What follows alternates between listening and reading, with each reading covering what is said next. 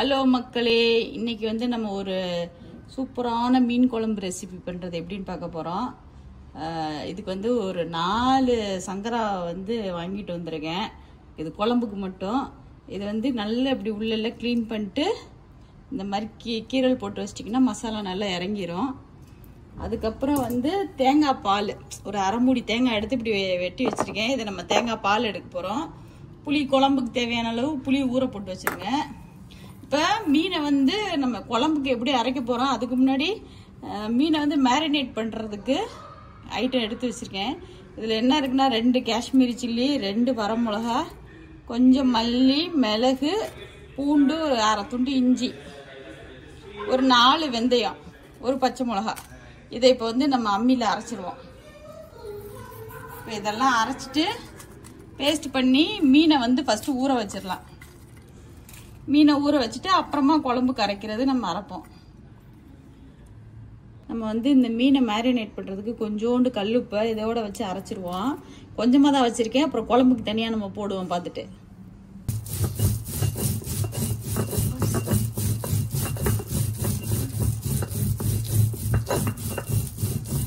இப்போ நம்ம மசாலா வந்து இந்த மாதிரி கெட்டியாக அரைச்சாச்சு. மிக்சியில் அரைக்கிறவங்க மிக்சியில் அரைச்சிக்கலாம். நான் வந்து கல்லில் அரைச்சேன்னா இன்னும் கொஞ்சம் டேஸ்ட்டாக இருக்குமேன்னு சொல்லிட்டு கல்லில் அரைச்சிருக்கேன். இது வந்து நம்ம மீனை வந்து மேரினேட் பண்ணுறதுக்கு மட்டும். இப்போ பார்த்தீங்கன்னா அம்மியில் அரைச்சிங்கன்னா நான் ஒரு நல்ல டேஸ்ட்டு. மிக்சியில் அரைக்கிறவங்க மிக்சியில் அரைச்சிக்கலாம். இப்போ இது வந்து ஃபஸ்ட்டு நம்ம மீனை வந்து மேரினேட் பண்ணி வச்சுக்குவோம்.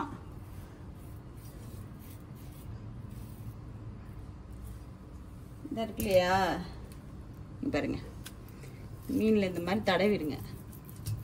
அப்படியே மசாலாவை எல்லா இடத்துலையும் இந்த கட்டுக்குள்ளெல்லாம் போகிற மாதிரி நல்லா தடவி வச்சுருங்க. இப்படியே நம்ம 4 மீன்லேயும் இந்த மசாலாவை வந்து அரைச்ச மசாலாவை தடவி வச்சிடலாம். ஏன்னா நம்ம இந்த மசாலாவோட தான் குழம்புக்குள்ளே போட போகிறோம். இப்போது மீனில் வந்து மசாலா தடவி வச்சாச்சு. இது ஒரு அரை மணி நேரத்துக்கு ஊறிட்டுருக்கோம். நம்ம அதுக்குள்ளே வந்து தேங்காய் பால் அரைக்கிறது, புளி கரைக்கிறது, வெங்காயம் தக்காளி வெட்டுறது, இந்த மாதிரி மற்ற எல்லா ஐட்டமும் பண்ணுற வரைக்கும் ஃபஸ்ட்டு இந்த மாதிரி மசாலா அரைச்சி மீனை ஊற வச்சுருங்க. மிளகா பொடி, கொஞ்சம் உப்பெல்லாம் போட்டு எல்லாமே கொஞ்சம் கொஞ்சமாக போடுங்க. ஏன்னா நம்ம தனியாக குழம்புக்கு அரைப்போம். அதனால் இப்போ இதே இது நீங்கள் வறுக்கிறதுனா நான் இப்போ காட்டின அதே மசாலா தான் ஃப்ரைக்கும். இது அப்படியே எடுத்து எண்ணெயில் போட்டு வறுத்துடலாம். எண்ணெய் இன்னும் கொஞ்சம் காரம், இன்னும் கொஞ்சம் உப்பு சேர்த்துக்கணும், அவ்வளோதான். இப்போ நம்ம வந்து குழம்புக்கு அரைக்க போகிறோம். முதல்ல வந்து பார்த்தீங்கன்னா ஃப்ரைக்கு அரைக்கிற மாதிரி மசாலா தடவி வச்சுருந்துருப்போம் ஃபிஷ்ஷில். இப்போ வந்து குழம்புக்கு வந்து 3 வரமிளகா, 3 காஷ்மீரி சில்லி, ஒரு 5-6 சின்ன வெங்காயம், மல்லி, சீரகம், கொஞ்சோண்டு வெந்தயம், மிளகு, கடுகு, மஞ்சத்தூள். இப்போ இதெல்லாம் வந்து குழம்புக்கான மசாலா அரைக்க போகிறோம். அதுக்கப்புறம் பார்த்தீங்கன்னா குழம்புக்கு வதக்கிறதுக்கு கருவேப்பிலை, வெங்காயம், ஒரு 6 பச்சை மிளகா, அப்புறம் 3 தக்காளியை நல்லா கரைக்க போகிறோம். கையில் கல் உப்பு போட்டு கரைச்சிடலாம்.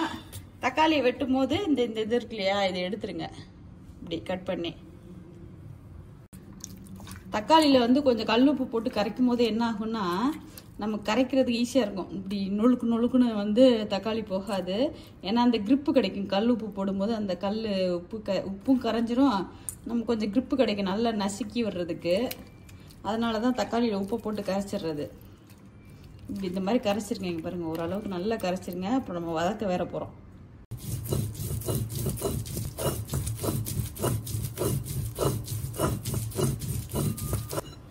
நம்ம குழம்புக்கு மசாலா அரைச்சாச்சு. இதை வலிச்சு எடுத்துடலாம்.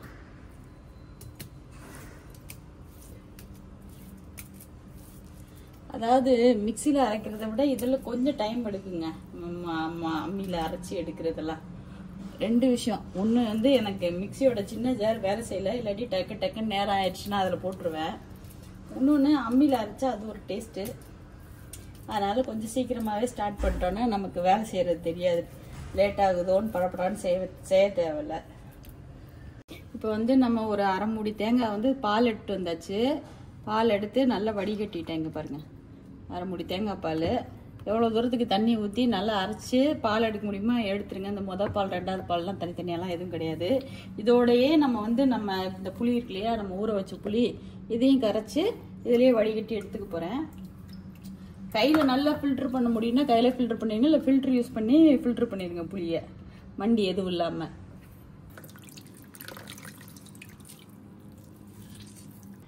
நான் இப்போ திரும்ப சொல்கிறேன். தேங்காய் பாலும் பாருங்க புளியும் கரைச்சி எடுத்துட்டோம்.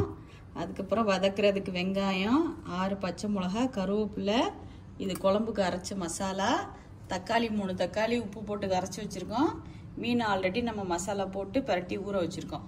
இப்போ இதுதான் குழம்புக்கு ரெடி பண்ண வேண்டியது. இப்போ நம்ம இதை ரெடி பண்ணியாச்சு. இப்போ குழம்பு நம்ம சட்டியில் வைக்க ஆரம்பிக்கலாம். இப்போ நம்ம அடுப்பில் சட்டி வச்சாச்சு.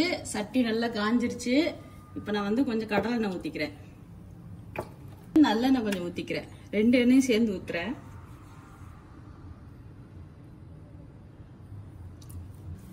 இப்போ நம்ம போட்ட ஊற்றின எண்ணெய் காஞ்சிருச்சு. இப்போ இதில் வந்து நம்ம கடுகு தாளிக்கு போட்டுடலாம்.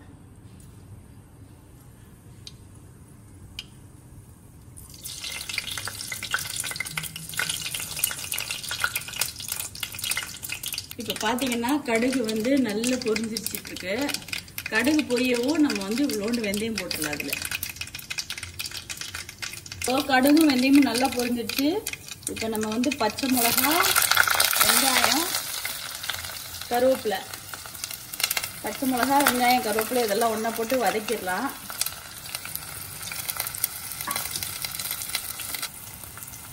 இப்போ வந்து நம்ம எண்ணெயில் வந்து கடுகு, வெந்தயம், வெங்காயம், கருவேப்பிலை, பச்சை மிளகா போட்டிருக்கோம். வெங்காயம் வந்து நல்லா வதங்கணும். நல்ல ஒரு மாதிரி லைட் ப்ரௌன் கலரில் வர்ற வரைக்கும் வதக்கிடணும் வெங்காயம். இப்போ பார்த்தீங்கன்னா வெங்காயம் நல்லா வதங்கிடுச்சு. எந்த அளவுக்கு வதங்கணும்னா இங்கே பாருங்க, கிட்டக்க வாங்க. இந்த அளவுக்கு ஒரு மாதிரி ப்ரௌன் கலர் வர வரைக்கும் லைட்டாக வதக்கிடணும். இதுக்கப்புறம் நம்ம இப்போ தக்காளி போட்டுடலாம். அதில் நம்ம ஆல்ரெடி கரைச்சி வச்சிருக்கோம் இல்லையா, இந்த தக்காளி அப்படியே அதை போட்டுடலாம்.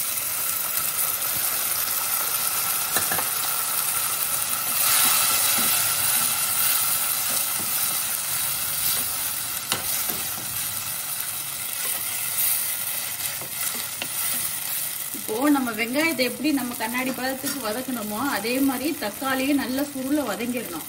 குழம்பு வைக்கும் போது அவசரமே படக்கூடாது. நல்லா வதங்கினதுக்கப்புறம் நான் அடுத்து என்ன போடுறதுன்னு காட்டுறேன். இப்போ நம்ம தக்காளி எவ்வளோ ஜூஸோட ஊற்றுறோம், ஆனால் அந்த ஜூஸ் எல்லாம் காணா போச்சு பாருங்க. நல்லா தக்காளி சுருள வதங்கிருச்சு. இப்போ நம்ம அரைச்சி வச்ச மசாலாவை அதில் ஆட் பண்ணிடலாம்.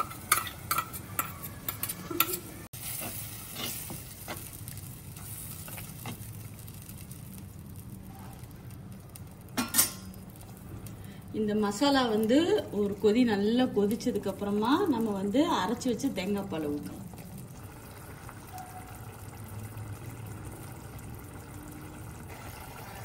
இப்போ அரைச்ச மசாலா ஊற்றுனது வந்து ஒரு கொதி கொதிச்சிருச்சு.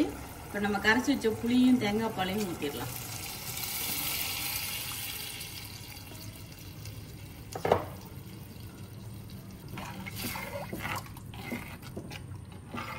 உங்களுக்கு எவ்வளோ குழம்பு வேணுமோ அந்த அளவுக்கு குழம்பு நீங்கள் கரைச்சி வச்சிருங்க.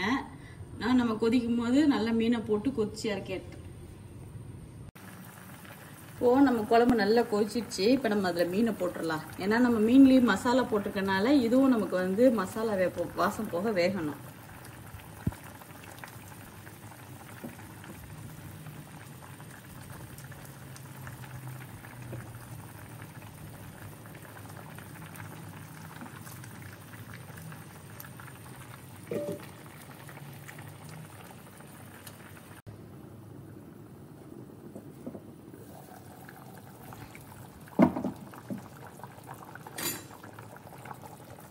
குழம்பு பார்த்தீங்கன்னா நல்லா கொதிச்சிருச்சு.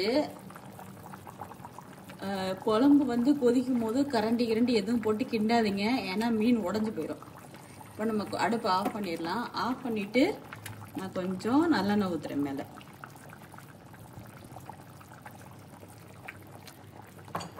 இந்த மண் சட்டியில் சமைக்கிறதுல என்ன ஒரு இதுனா, இப்போ பாருங்க கீழே பாருங்க அடுப்பை அமுத்திட்டேன், ஆனாலும் குழம்பு தளன்னு குதிச்சிட்டு இருக்கோம். இப்போ நான் இதை வந்து மூடிடுறேன். நம்ம ஒரு 5 நிமிஷம் கழிச்சு நம்ம ஓப்பன் பண்ணலாம். இப்போ பார்த்தீங்கன்னா நம்ம குழம்பு ஆஃப் பண்ணி ஒரு 5-10 மினிட்ஸ் ஆச்சு. அப்படியே விட்டாச்சு. இப்போ குழம்பு ஓப்பன் பண்ணலாம். எப்படி இருக்கும் இங்கே பாருங்க, குழம்பு அருமையாக வந்திருக்கு. நீங்கள் வந்து குழம்பு எடுக்கும்போது ஒரு அகலமான கரண்டி போட்டு மீன் எடுத்தீங்கன்னா மீன் உடையாமல் வரும். நிறைய பேர் வந்து தேங்காய் ஊற்றி பண்ணுவாங்க, தேங்காய் ஊற்றாமல் பண்ணுவாங்க. இன்னைக்கு நான் வந்து தேங்காய் ஊற்றி பண்ணியிருக்கேன். இது ஒரு டைப்பு, தேங்காய் ஊற்றாமல் பண்ணுறது ஒரு டைப்பு. இது நீங்கள் எப்படி இருக்குன்னு பண்ணி பார்த்துட்டு எனக்கு கமெண்ட்டில் சொல்லுங்கள். என் சேனலை சப்ஸ்கிரைப் பண்ணாதவங்கலாம் சப்ஸ்கிரைப் பண்ணிடுங்க. நம்ம இன்னொரு வீடியோவில் பார்ப்போம். அது வரைக்கும் டாடா, பை பை.